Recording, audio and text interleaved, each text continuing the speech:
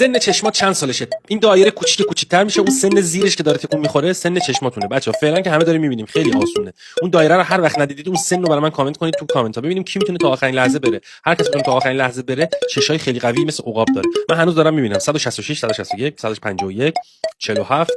لطفا این ویدیو رو لایک کنید و سابسکرایب یادتون نره. 99 فعلا خیلی آسونه بچه‌ها، فکر کنم شما هم دارید تا اینجا میبینید. 65 54 هنوز دارم میبینم. 51 48 42 این سن چشماتونو بچه‌ها بهتون میگه. 35 34 هنوز دارم میبینم، خیلی راحت میبینم. 30 28 26 داره یکم سخت میشه. 24 23 دارم میبینم هنوز. 20 19 اگه تا الان رفتی چشات خیلی قویه. 16 دارم میبینم من هنوز. 14 13 12 11 هم دیدم. 10 هم دارم میبینم. به به خدا رو شکر.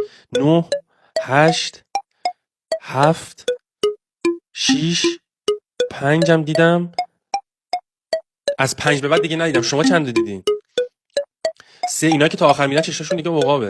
من تا 5 بیشتر نتونستم. شما تو کامنت ها بنویسین تا چند دیدین.